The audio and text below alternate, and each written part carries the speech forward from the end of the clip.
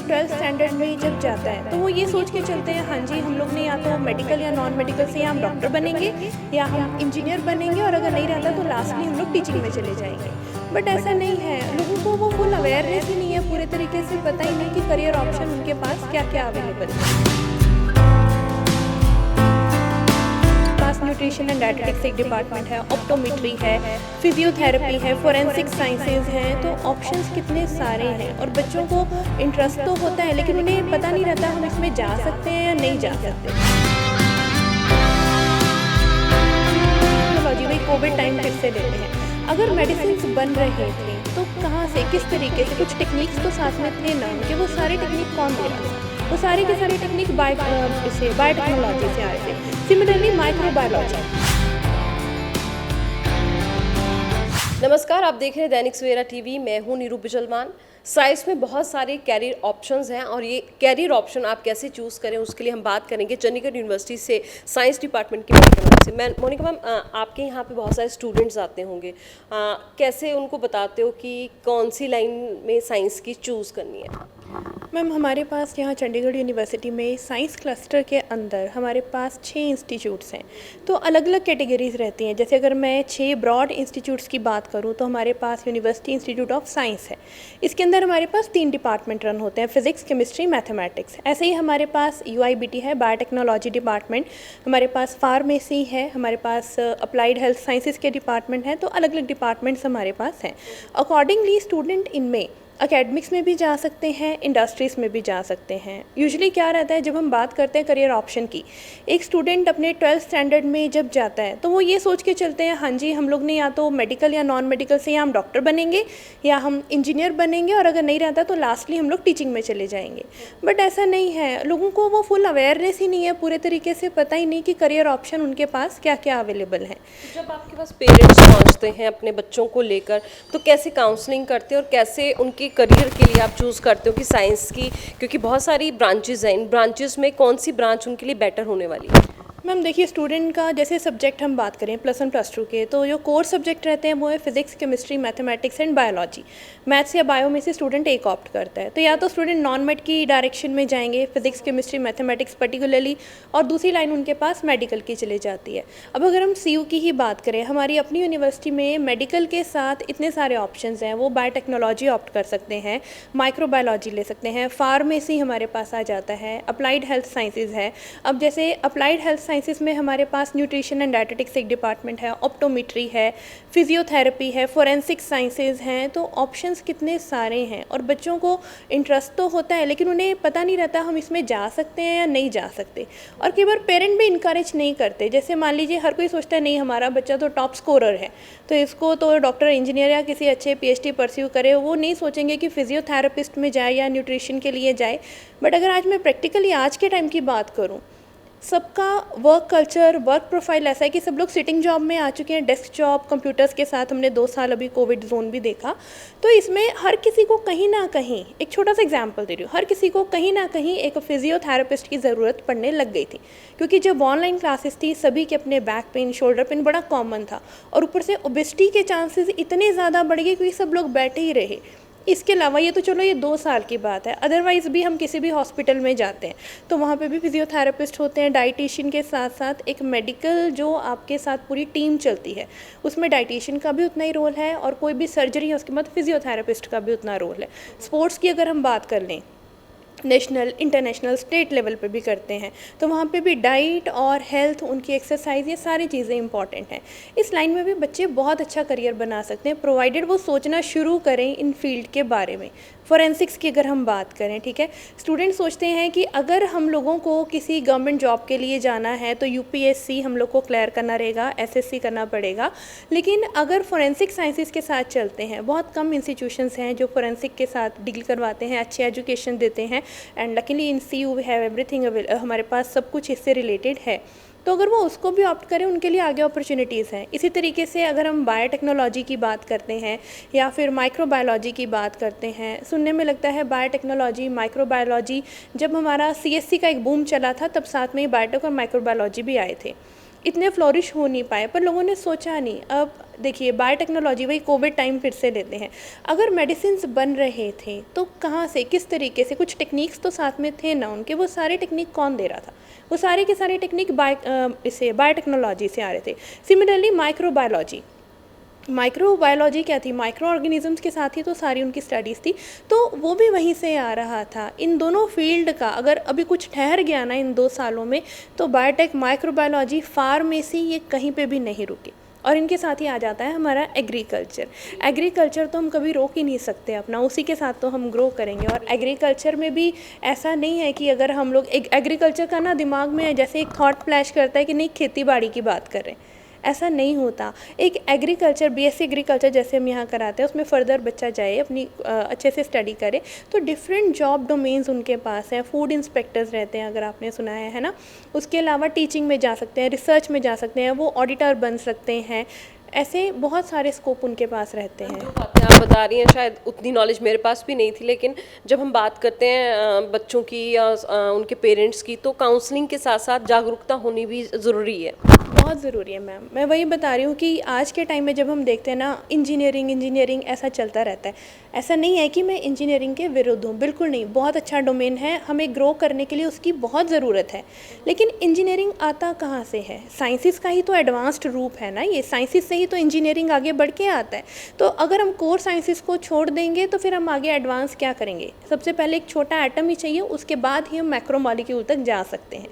तो इन फील्ड में भी बहुत अपॉर्चुनिटीज़ हैं, बहुत स्कोप है। इंडस्ट्रीज़ की अगर हम बात करते हैं, ठीक है, एक छोटा सा एग्जांपल फिर देती हूँ। जैसे हम केमिस्ट्री की बात करते हैं, लोगों को लगता है नहीं एमएससी केमिस्ट्री हो गया, पीएचडी केमिस्ट्री क्या करेंगे, इन्होंने दवाइयाँ ही बनानी है। एक जो जनसाधारण की सोच है ना, वो यही है कि ये दवाइयाँ बनाएंगे, पर ऐसा नहीं है। आज की तारीख में हर इंडस्ट्री में, चाहे वो डाई हो, चाहे वो टायर्स की इंडस्ट्री हो, टेक्सटाइल है, फूड है, बेवरेजेस हैं, यहाँ तक कि पेंट इंडस्ट्री है। अगर मैं आपको बोलूँ कि मारुति के जो इनका गुरुग्राम में जो इनका प्लांट है, बहुत बड़ा प्लांट है, ठीक है, क्या उसमें आपको केमिस्ट मिलेंगे, एमएससी केमिस्ट्री या बीएससी केमिस्ट्री मिलेंगे?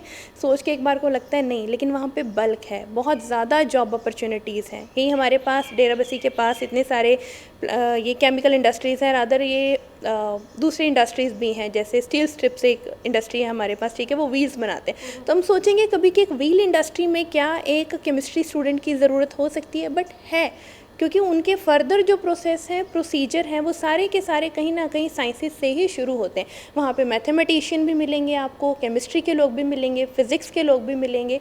ये सारे मिलके ही एक इंडस्ट्री को अच्छे से रन करते हैं।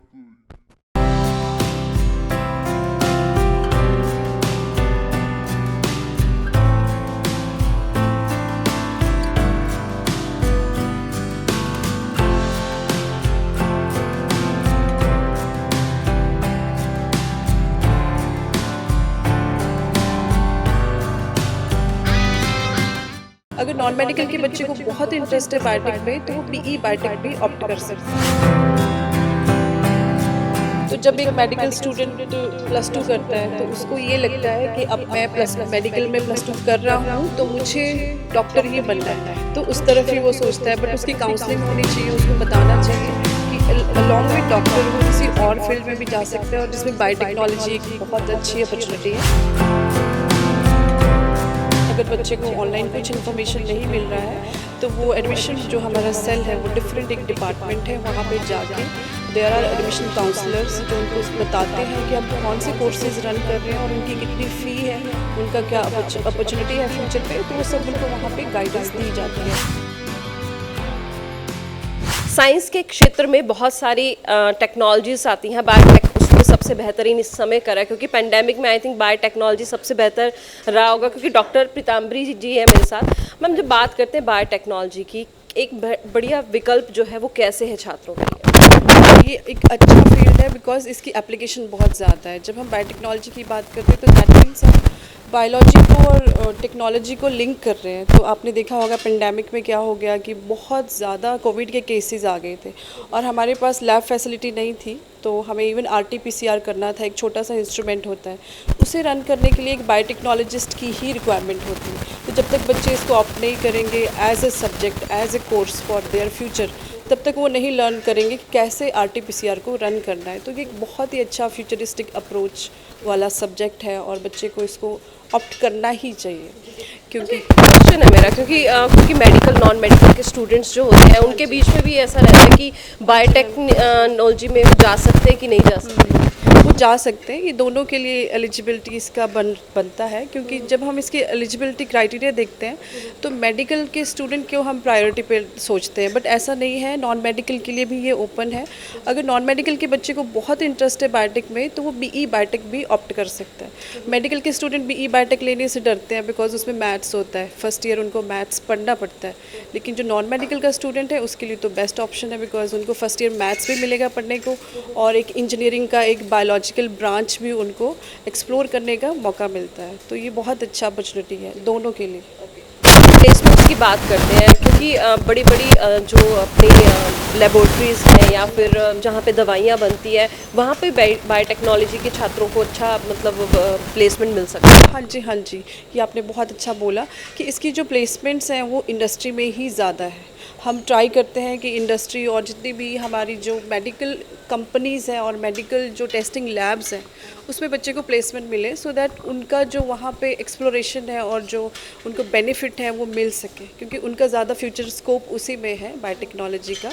कि वो कोई भी मेडिकल लैब्स में कोई भी इंस्ट्रूमेंट रन करना है तो बायोटेक्नोलॉजी का स्टूडेंट ही है जो वहाँ पे बेस्ट फिट होता है। लेकिन छात्रों को कैसे पता लगे, मतलब जो एनरोलमेंट एडमिशन लेने आते हैं तो वो बायोटेक में क्यों इंटरेस्ट लें? मतलब सबसे पहला सवाल ये होता है उनको, ये होता है कि हम बायोटेक्नोलॉजी में क्यों। हाँ जी, ये आपने बिल्कुल सही कहा, क्योंकि हमारी जो काउंसलिंग है वो थोड़ी सी लैकिंग है। तो जब एक मेडिकल स्टूडेंट +2 करता है तो उसको ये लगता है कि अब मैं मेडिकल में +2 कर रहा हूँ तो मुझे डॉक्टर ही बनना है, तो उस तरफ ही वो सोचता है। बट उसकी काउंसलिंग होनी चाहिए, उसको बताना चाहिए कि अलॉन्ग विद डॉक्टर वो किसी और फील्ड में भी जा सकते हैं, और जिसमें बायोटेक्नोलॉजी एक बहुत अच्छी अपॉर्चुनिटी है, क्योंकि इसमें आप रिसर्चर भी बनते हो, इसमें आप डॉक्टर भी बन सकते हो, क्योंकि I am a doctorate, so you can see we are doctorates.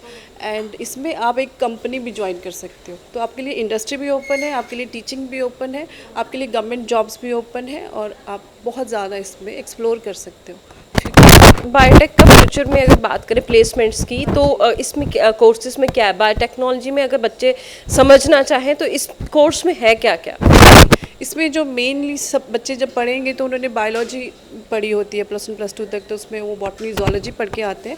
लेकिन जब वो बायोटेक ज्वाइन करेंगे तो उनको थोड़ा सा डिफरेंट वे में पढ़ना पड़ता है। उन्हें माइक्रोबायोलॉजी पढ़नी पड़ती है, उन्हें सेल बायोलॉजी पढ़नी पड़ती है, जेनेटिक्स पढ़नी पड़ती है, मॉलिक्यूलर बायोलॉजी पढ़नी पड़ती है। तो बहुत ज़्यादा जो टेक्निकल सब्जेक्ट्स हैं वो थोड़े ऐड हो जाते हैं, क्योंकि हम टेक्निक्स को अप्लाई करके ही प्रोडक्ट फॉर्मेशन करेंगे।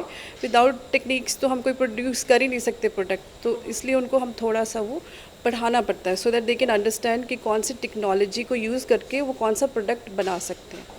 तो दे कैन हैव प्रोडक्ट्स की बात कर रहे हैं तो मुझे एकदम से याद आया, क्योंकि कॉस्मेटिक में भी आई थिंक एक बेहतर विकल्प बन सकता है बायोटेक्नोलॉजी। आई थिंक ये ना हर तरह बायोटेक्नोलॉजी सूटेबल है, क्योंकि हम जब एनवायरनमेंट की बात करते हैं तो एनवायरनमेंट में हम कहते हैं बहुत ज़्यादा एनवायरनमेंट हमारा ख़राब हो रहा है क्योंकि केमिकल का यूज़ बढ़ गया है। तो बायोटेक्नोलॉजी एक ऐसा अल्टरनेट है जो हमारे केमिकल को कम करेगा और बायोलॉजिकल थिंग्स को ज़्यादा यूटिलाइज़ करने का हमें एक नॉलेज देता है कि हम इसको कैसे रिप्लेस करें विद बायोलॉजिकल थिंग्स। तो वो कुछ भी हो सकता है माइक्रो। चंडीगढ़ यूनिवर्सिटी में एडमिशन कैसे ले सकते हैं बायोटेक में, और जब बच्चे आपके पास पहुंचते हैं तो आप क्या काउंसलिंग करते हैं? ओके, ऑनलाइन वेबसाइट में all the data is available, but still अगर बच्चे को ऑनलाइन कुछ इन्फॉर्मेशन नहीं मिल रहा है तो वो एडमिशन जो हमारा सेल है वो डिफरेंट एक डिपार्टमेंट है, वहाँ पे जाके देयर आर एडमिशन काउंसलर्स जो उनको बताते हैं कि हम कौन से कोर्सेज़ रन कर रहे हैं और उनकी कितनी फ़ी है, उनका क्या अपॉर्चुनिटी है फ्यूचर में, तो वो सब उनको वहाँ पे गाइडेंस दी जाती है। थोड़ा सा बायोटेक के बारे में जो कोर्सेज़ हैं I would like to tell कि कौन कौन से कोर्सेज़ हम रन कर रहे हैं यहाँ पे। तो ग्रेजुएशन में हम जो कोर्सेज़ ऑफ़र कर रहे हैं वो है BSc biotechnology, BSc microbiology, BSc biochemistry honours, ये तीनों कोर्सेज़ हम ऑफ़र करते हैं। And BSc botany, BSc zoology, क्योंकि कुछ बच्चे होते हैं वो प्लांट्स के बारे में पढ़ना चाहते हैं तो बॉटनी ज़ूलॉजी उनको उस तरह से सूटेबल लगता है। BSc मेडिकल ऑल्सो हम ऑफ़र कर रहे हैं। तो फ्यूचर में अगर बात करें तो इसका फ्यूचर क्या है प्लेसमेंट्स में? आपका जो चंडीगढ़ यूनिवर्सिटी है बायोटेक के छात्रों को किस तरह की प्लेसमेंट्स दे पाए अब तक? सी प्लेसमेंट ही हमारा जो यूएसपी आप बोल सकते हैं, क्योंकि हम प्लेसमेंट के लिए ही बेस्ट नोन है। सबसे पहले तो हम इंडस्ट्री को टारगेट करते हैं कि हम जो बेस्ट इंडस्ट्री है उसमें बच्चे को प्लेसमेंट दिला सके, और बच्चे का इंटरेस्ट भी इसमें चेक करते हैं कि हम उनको इंडस्ट्री में तभी प्लेस करेंगे जब उनके सूटेबल, लाइक फूड इंडस्ट्री है तो बच्चे का फूड इंडस्ट्री में इंटरेस्ट होना चाहिए। अगर कोई मेडिसिन इंडस्ट्री है तो बच्चे का मेडिसिन में इंटरेस्ट होना चाहिए। अगर कोई प्रोडक्ट कोई डिफरेंट, जैसे कोई एंजाइम की इंडस्ट्री है, कोई कॉस्मेटिक प्रोडक्ट बना रहे हैं, कुछ भी प्रोडक्ट बन रहा है, अकॉर्डिंगली वो स्टूडेंट की ग्रूमिंग की जाती है और उसको अकॉर्डिंगली उसको बताया जाता है कि ये इंडस्ट्री आपके लिए सूटेबल रहेगी, तो हम उनको प्लेसमेंट ड्राइव में लेके जाते हैं। हाँ जी। मैं यहाँ पर आपके छात्र इनसे भी बात करना चाहूँगी। क्या नाम है आपका? क्या सोच के बायोटेक ज्वाइन किया? मतलब मैम बायोटेक जो था, मतलब हमने +2 में पढ़ा था, और प्लस उसका एप्लीकेशन बहुत है आजकल। कहते हैं जो भी है बायोटेक ही है। जैसे कि अभी कोविड आया था, कोविड की वैक्सीन भी बायोटेक की वजह से ही आई थी। तो मतलब काफ़ी फैसिनेटिंग लगा कि काफ़ी कुछ सीखने को मिलेगा, इसलिए हमने ज्वाइन किया बायोटेक के बारे में। और बेसिकली मेरा जो इंटरेस्ट है वो प्रोडक्शन में है। सो जो मेन प्रोडक्शन होता है वो फर्मेंटेशन के थ्रू ही होता है। जो फर्मेंटेशन, काफ़ी सारे फर्मेंटेड प्रोडक्ट्स बनते हैं। सो उसी के लिए मैं आगे का स्कोप हम लाइक या अपना खुद का एक बिजनेस टाइप इंडस्ट्री लगाना, तो उसके लिए बायोटेक सबसे ज़्यादा इंपॉर्टेंट है, क्योंकि इसमें फर्मेंटेशन हो सकता है अच्छे से। फर्मेंटेशन से क्या क्या बनता है?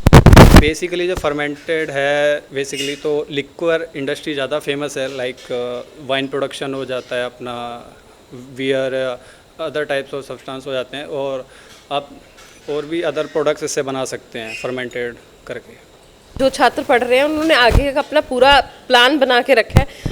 मैम, आपने बायोटेक किस लिए ज्वाइन की थी? नाम क्या आपका? मेरा नाम ज्योति है, और जब मैंने 12th में बायोलॉजी पढ़ी थी तो वहाँ पे एक सब्जेक्ट था इंजीनियरिंग करके, बायोलॉजी में एक टॉपिक था जेनेटिक इंजीनियरिंग करके। तो वहाँ से जब मैंने पता करा कि डीएनए मैनिपुलेशंस हो सकती हैं, और उस डीएनए मैनिपुलेशन से हम अपने एनवायरनमेंट के अकॉर्डिंग, हम अपनी कॉस्मेटिक इंडस्ट्रीज़ हैं, फूड इंडस्ट्रीज़ हैं, तो बहुत सारी इंडस्ट्रीज़ हैं जिनमें हम बैक्टीरिया को मैनिपुलेट करके अपने जो भी डिज़ायरेबल प्रोडक्ट्स हैं वो अचीव कर सकते हैं।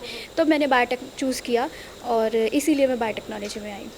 आपने तो बता दिया ज्वाइन किस लिए किया, लेकिन बायोटेक के इस बाद आपका जो अरमान है, सपना है, वो क्या है बनने का? देखिए, बायोटेक में जब आप एक बार आ जाते हैं तो ये ऑलरेडी इतना इंटरेस्टिंग सब्जेक्ट है कि आप इसमें मास्टर्स भी करेंगे, एंड देन आपका एक स्कोप रह जाता है कि आप पीएचडी भी करेंगे, और पीएचडी के बाद भी आप एक लर्नर की तरह बहुत कुछ अचीव कर सकते हैं इस फील्ड में। जैसे आपके पीछे दोस्तों ने कहा कि एक साइंटिस्ट बनना चाहते हैं और एक अपना बिजनेस शुरू करना चाहते हैं, आप क्या करना चाहते हैं? देखिए, मैं एकेडमिक्स में रहना चाहती हूँ, तो मेरा यही एक मोटिव रहेगा, क्योंकि जो मैंने खुद पढ़ा है तो मैं बाकियों को भी पढ़ाऊँ, और उससे जो एक एनलाइटमेंट मिले स्टूडेंट्स को कि बायोटेक्नोलॉजी है क्या। आज के टाइम में यही एक जो लो पॉइंट है इसका, कि लोगों को अवेयरनेस ही नहीं है कि बायोटेक्नोलॉजी है क्या। मेरा नाम वंशिका है, और I join biotech because I think this is a field with great practical application. हमारी जितनी भी इंडस्ट्रीज़ हैं, जैसा कि मैम ने अभी बताया, be it food industry, dairy industry, pharmaceutical industries, basically biotechnology का एप्लीकेशन इज़ एवरीवेयर। तो I was very interested in this as a subject and in this as a field, that is why I join this. आगे जाके मतलब क्या बनना है, क्या business करना है, क्या करना है? I want to stay in the industry and work in the field of biotechnology. Sir, आपका क्या नाम है? अगर आप इस साइड आ जाएं तो। सर टेस्टिंग कर रहे हैं, कुछ इस साइड आ जाए।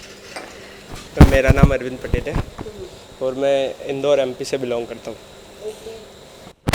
चंडीगढ़ पहुँचे, और चंडीगढ़ यूनिवर्सिटी में कैसा लगा? आके तो बहुत अच्छा लगा। यहाँ पे काफ़ी अच्छी फैसिलिटीज़ भी मिली हमें यहाँ पे, और प्रैक्टिकल करने का एक बहुत अच्छा मौका मिला हमें यहाँ पे, क्योंकि जो जिस एरिया से मैं बिलोंग करता हूँ वहाँ पर इतना कुछ डेवलपमेंट है नहीं उधर, और वहाँ पर प्रैक्टिकल एक लो लेवल पे होता है। मतलब एक बस बेसिक से बता देते हैं कि प्रैक्टिकल होता कैसे है, लेकिन जब यहाँ आए तो यहाँ पर प्रैक्टिकल करते कैसे हैं, काफ़ी अच्छा इन्वायरमेंट मिला, टीचर सपोर्टिंग, तो उससे हमें बहुत अच्छा गाइडेंस भी मिला।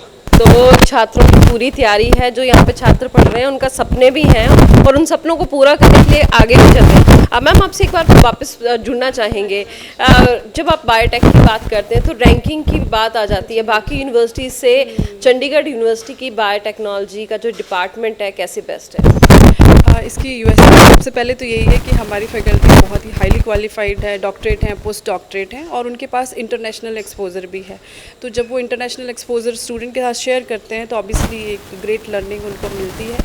सेकंड तो प्लेसमेंट मैंने आपको पहले बता ही दिया। एंड यहाँ पे यूनिवर्सिटी की जो रैंकिंग है NAC A+ है, तो वो क्वालिटी के अकॉर्डिंग ही है। तो वो क्वालिटी हम डिपार्टमेंट में मेंटेन कर रहे हैं कि अगर ये NAC A+ है तो वो quality has to be given to the student. और NIRF की रैंकिंग आपको पता ही होगा, अभी यूनिवर्सिटी टॉप 30 में एंटर हो गया है, तो वो भी एक USP है कि हम बहुत अच्छी रैंकिंग में हैं। और बीइंग एक यंग यूनिवर्सिटी हम इतने सारे लेवल्स को पार कर रहे हैं और डे बाय डे हम ग्रो कर रहे हैं, कोई इसमें कोई कमी नहीं रख रहे हैं, तो एक इम्पॉर्टेंट। बहुत लास्ट स्टूडेंट रह गए हैं यहाँ पे बैठे हैं, कोई भी स्टूडेंट को छोड़ना नहीं चाहिए। मैम क्या नाम है? हुई नहीं है एंड मैं अभी PhD कर रही हूँ। हाँ जी। उसके बाद PhD करने के बाद डॉक्टर बन जाओगे, तो फिर क्या है, क्या रिसर्च करोगे, क्या प्लानिंग है? बेसिकली अभी जो मेरी रिसर्च है वो नैनो टेक्नोलॉजी और एनवायरनमेंट रिलेटेड है। सो उसी का ही नैनो टेक्नोलॉजी को यूज़ करके एनवायरनमेंट रेमेडिएशन करना, या जो एनवायरनमेंट में जो डिफरेंट पोल्यूटेंट्स हैं उनको वहाँ से रिमूव करना एक बायोलॉजिकल वे में। वो एक, क्योंकि अभी तक जितनी भी हम टेक्निक्स यूज़ करते हैं वो ज़्यादातर केमिकल टेक्निक्स होते हैं जिनमें आप टॉक्सिक केमिकल्स यूज़ करते हो। सो उनकी जगह अगर आप एक बायोलॉजिकल सोर्स यूज़ करते हो और फिर आप उससे एनवायरनमेंट में जो डिफरेंट पोल्यूटेंट्स हैं उनको रिमूव आउट करते हो, तो वो एक बेटर ऑप्शन और एक को फ्रेंडली ऑप्शन होगा। बात तो बहुत अच्छी कही है, लेकिन जाने से पहले जो दर्शक आपको देख रहे हैं, जो सुन रहे हैं या छात्र सुन रहे हैं, उनको क्या कहना चाहिए? मैम अभी सबसे ज़्यादा ग्रोइंग फील्ड बायोटेक्नोलॉजी है एंड अगर आप उसके एप्लीकेशंस की भी बात करो, सो अभी के टाइम में, अभी के डिकेड में सबसे ज़्यादा इसी की एप्लीकेशंस है। चाहे आप कोविड के टर्म्स में देखो, चाहे आप पर्सनलाइज मेडिसिन के टर्म्स में देखो, चाहे आप किसी भी फील्ड में देखो, DNA की मॉडिफिकेशन करना, पर्सनलाइज मेडिसिन बनाना, देन फिर हमारे डिज़ायर्ड प्रोडक्ट्स फॉर्मेशन करना, वैक्सीन्स, ड्रग्स, ये सब कुछ मेडिसिन्स वगैरह, ये सब कुछ बायोटेक्नोलॉजी के थ्रू ही हो रही है। सो ओवरऑल एप्लीकेशन बेस्ड अगर आप इस टेक्नोलॉजी का देखते हो, तो बायोटेक्नोलॉजी या इस फील्ड को अगर आप देखते हो, तो इसके बहुत ज़्यादा स्कोप है। सो यही मोटिवेट करता है स्टूडेंट्स को इस फील्ड के लिए ऑप्ट करना।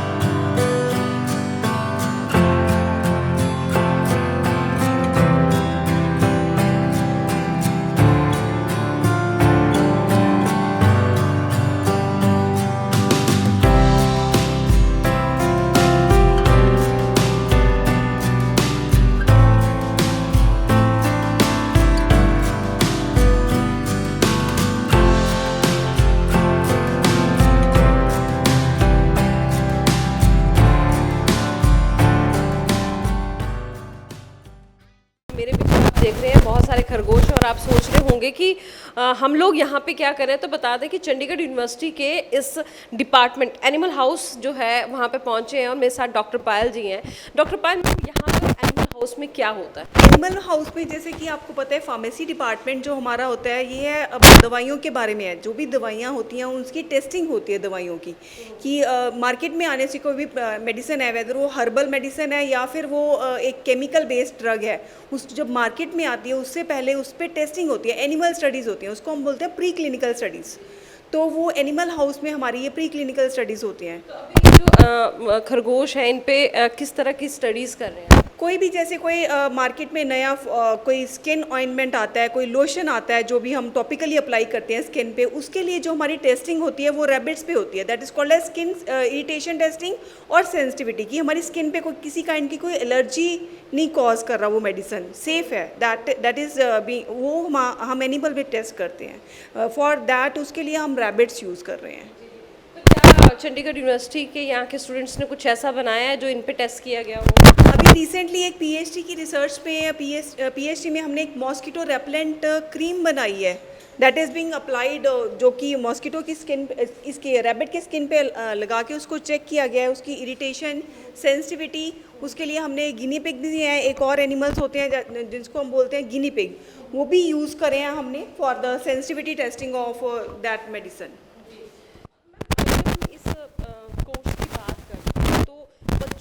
पता लगे कि उनका भविष्य जो है इसमें बेहतर है और वो आगे बेहतर कर। जैसे कि आप जान सकते हो कि आजकल जो बीमारियां बहुत ज़्यादा फैल रही हैं, बहुत तरह की बीमारियां आजकल आ रही हैं, तो उनको ट्रीट करने के लिए हमें तरह तरह की दवाइयों का प्रयोग करना पड़ता है। हर मेडिसिन की अपनी रेजिस्टेंस डेवलप हो जाता है टाइम टू टाइम, तो उसके लिए उसको रेजिस्टेंस को ओवरकम करने के लिए न्यू मेडिसिन की खोज ज़रूरी होती है time to time, as per the technology time to time.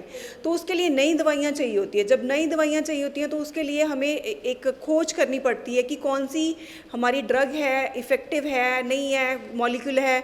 तो उस मॉलिक्यूल के मार्केट में लाने से पहले, ह्यूमंस पे यूज़ करने से पहले हमें उसकी एनिमल टेस्टिंग करनी होती है, जो कि एक फार्मा के लोग रिसर्च एंड डेवलपमेंट के अंडर यहाँ पे करते हैं।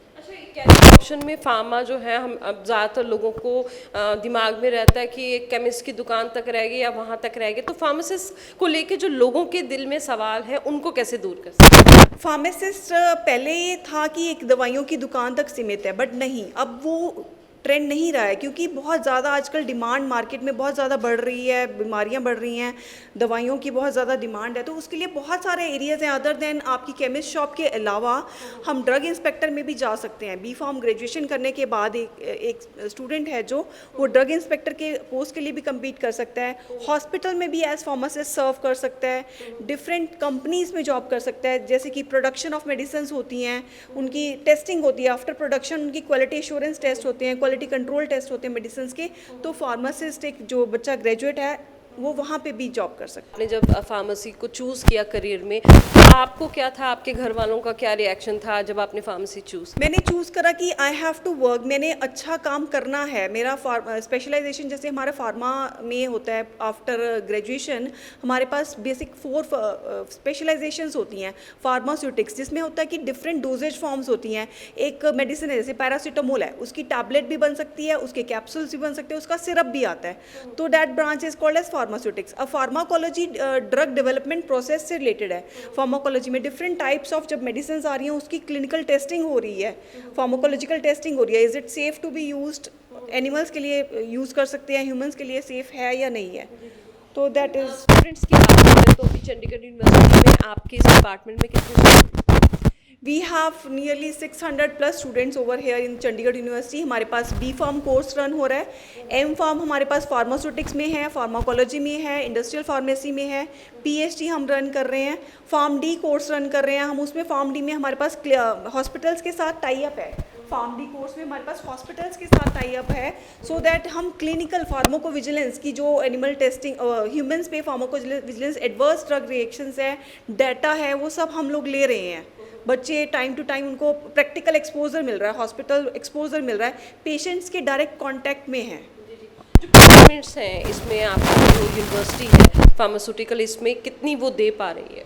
हमारे पास जो स्टूडेंट्स हैं डिफरेंट एरियाज़ में we are placing, research and development में है, मार्केटिंग में है, प्रोडक्शन में है, इंडस्ट्रीज़ हैं जैसे कि सिप्ला है, ग्लेनमार्क है, स्पिनको बायोटेक है, एल्केम है, रूट एनालिसिस है। सो डिफरेंट कंपनीज़ हैं जिसमें बच्चे जा रहे हैं depending upon their interest. Some students even वो जा रहे हैं हायर स्टडीज़ के लिए भी जा रहे हैं, बी फॉर्म करने के बाद एम फॉर्म कर रहे हैं, एम फॉर्म वाले पीएचडी भी कर रहे हैं।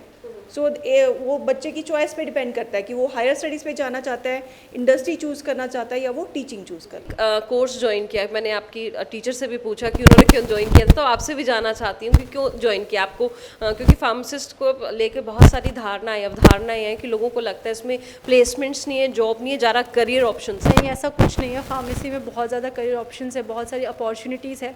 जैसे मुझे ले लीजिए, मैंने अभी एम फार्मेसी किया फार्माकोलॉजी में, तो I want to go for research. तो आने वाले कुछ टाइम में मैं रिसर्च में जाऊंगी, और ये सिर्फ फार्मेसी प्रोफेशन में ही होता है कि आप रिसर्च में जा सकते हो, आप जूनियर साइंटिस्ट, सीनियर साइंटिस्ट की पोस्ट पे जा सकते हो।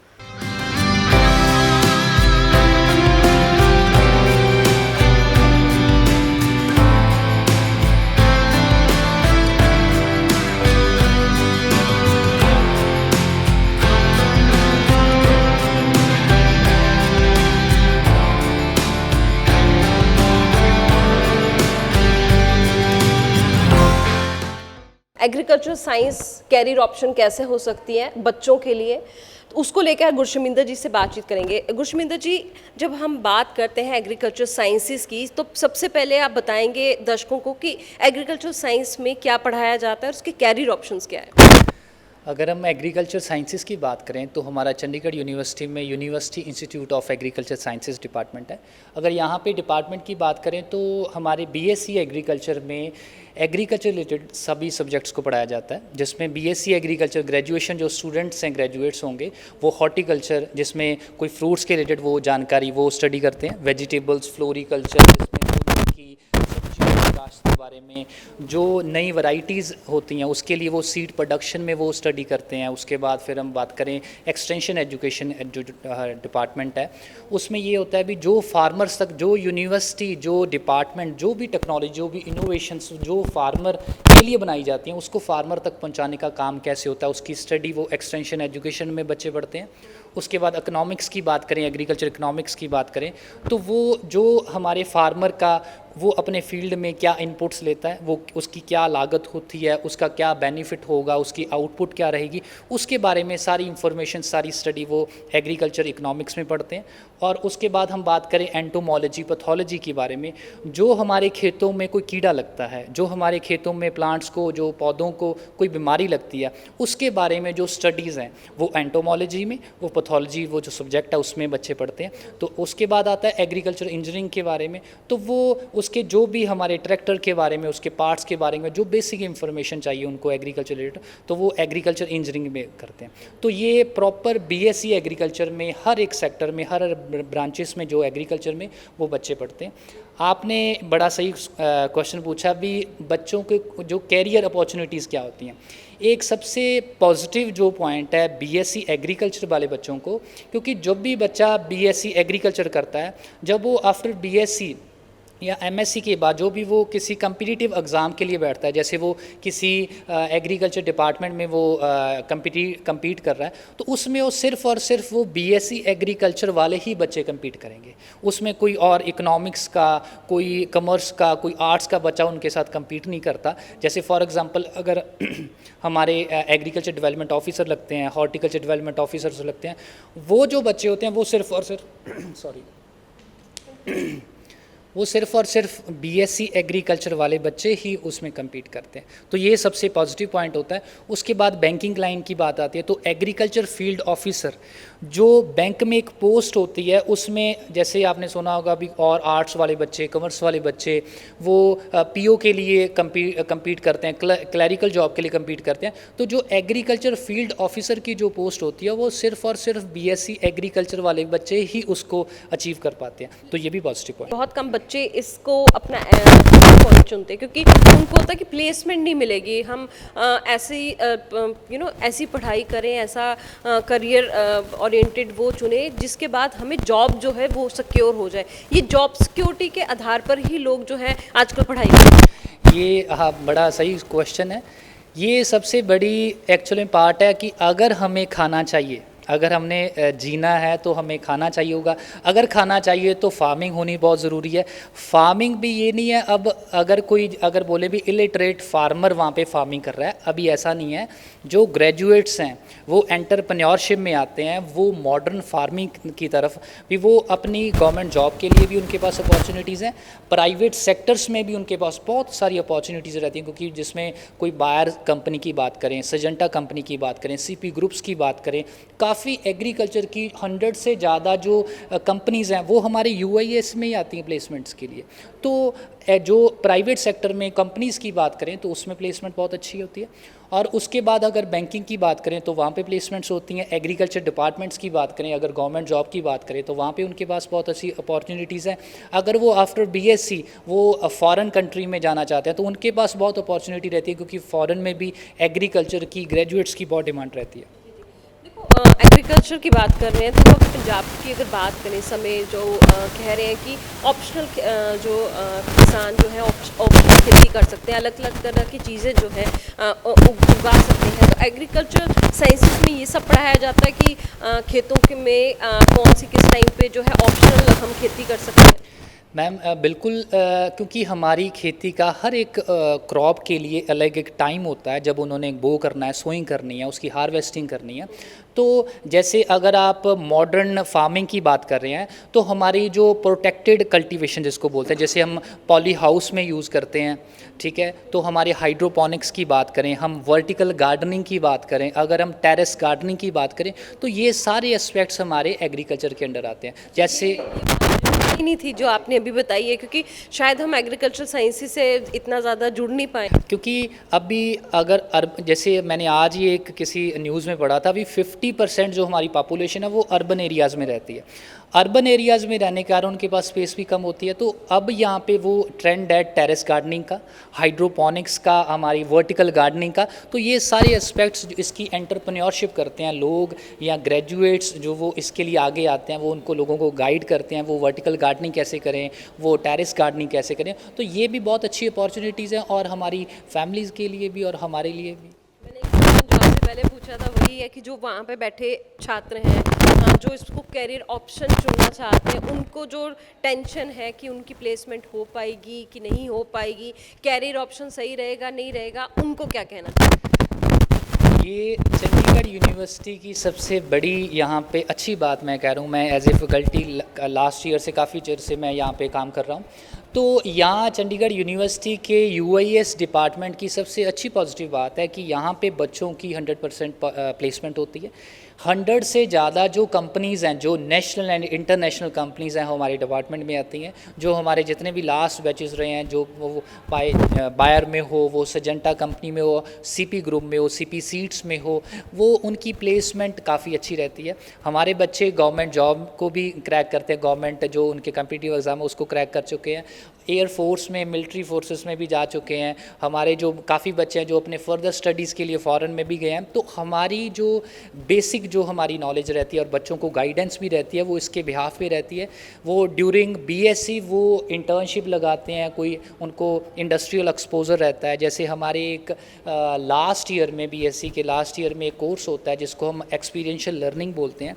उसमें बच्चे अपना एक स्पेसिफिक एक सब्जेक्ट चूज़ करते हैं जिसके लिए वो आगे कोई भी स्पेशलाइजेशन उनकी होती है, तो उसमें वो इंटर्नशिप भी करते हैं, उनकी पेड बेसिस भी रहती है, उनको कंपनीज़ पे भी करती हैं। हमारे बच्चों को ये भी रहता है वो कहीं पे भी इंटर्नशिप लगाते हैं, कंपनीज़ पे करती है। आफ्टर दैट उसमें से उनकी वहाँ पे प्लेसमेंट होती है। तो और प्लेसमेंट का मैंने पहले ही बताया भी 100 से ज़्यादा हमारी कंपनीज़ रहती हैं और 100% हमारी जो प्लेसमेंट है वो हमारी डिपार्टमेंट की है।